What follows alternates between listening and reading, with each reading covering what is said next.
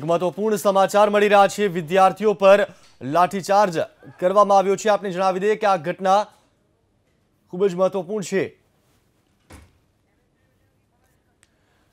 તો વડોદરાના આ દ્રશ્યો અત્યારે આપણે બતાવી રહ્યા છે। એમએસ યુનિવર્સિટીના દ્રશ્યો છે। પોલીસ અત્યારે ત્યાં ખડકી દેવામાં આવી છે અને પોલીસ વિદ્યાર્થીઓ પર લાઠીઓ વરસાવી રહી છે। સ્થિતિ પર કાબુ મેળવવા માટે વડોદરામાં કંઈક આ રીતે પોલીસ એમએસ યુનિવર્સિટીમાં પહોંચી છે। જીવન દ્રશ્યો એબીપી અસ્મિતા આપના સુધી પહોંચાડી રહ્યું છે। કઈ રીતે એમએસ યુનિવર્સિટીમાં વિદ્યાર્થીઓ એકઠા થયા હતા અને ત્યારબાદ પોલીસે તેમના પર લાઠીચાર્જ કરવો પડ્યો। ટોળાને વિખેરવા માટે વડોદરાની એમએસ યુનિવર્સિટીના વિદ્યાર્થીઓ પર લાઠીચાર્જ કરવામાં આવ્યો છે।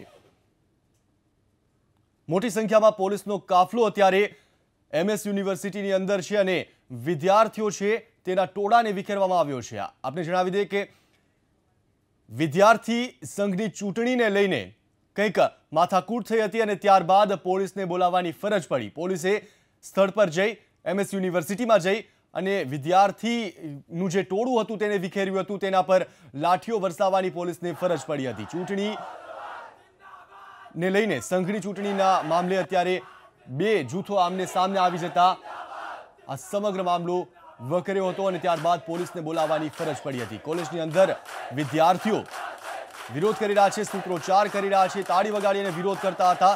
જ્યારે કેમ્પસની અંદર વિદ્યાર્થીઓ વિરોધ કરી રહ્યા હતા ત્યારે મામલો વધુ ન બીચકે તે માટે પોલીસ કાફલાને પણ ત્યાં તૈનાત કરી દેવામાં આવ્યો હતો।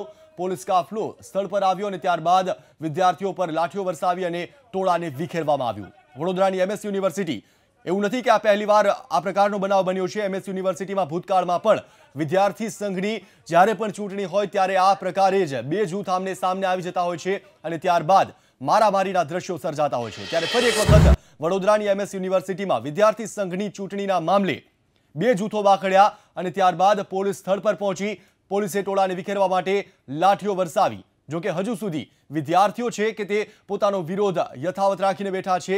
કોલેજ કેમ્પસની અંદર જ તેઓ વિરોધ કરી રહ્યા છે, સૂત્રોચ્ચાર કરી રહ્યા છે, તાળી વગાડીને વિરોધ કરી રહ્યા છે।